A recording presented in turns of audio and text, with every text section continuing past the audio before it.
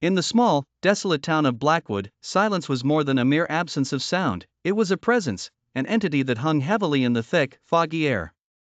As if the town itself were alive, whispering secrets from the shadows, secrets better left undiscovered. Among the townfolk was Emily, a curious young woman whose inquisitive nature often led her into the unknown. Her raven-black hair and piercing green eyes gave her an aura of mystery, but it was her relentless determination that truly set her apart. One particularly cold, moonless night, Emily found herself drawn to the old, abandoned mansion at the edge of town. The mansion, a relic of long-forgotten wealth and grandeur, was now a decaying monument to time's inexorable march. Rumors swirled around the mansion, tales of ghostly apparitions and unexplained phenomena that kept even the bravest at bay. Undeterred, Emily decided to unveil the truth.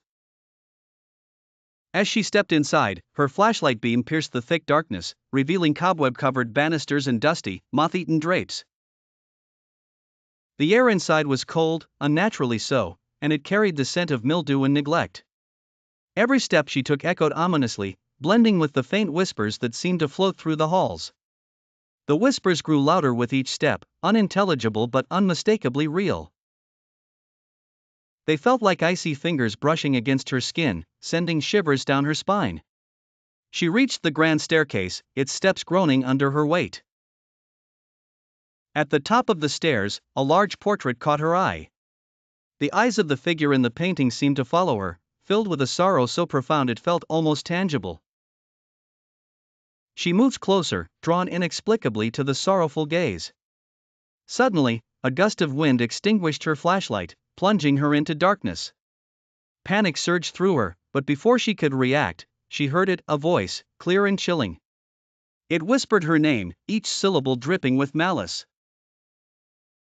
Emily tried to run, but the darkness was impenetrable. The voice grew louder, closer, as if it were right beside her. Desperation clawed at her as she stumbled through the darkness, blindly reaching out for something, anything, to guide her. Her fingers brushed against something cold and metallic, a candelabra.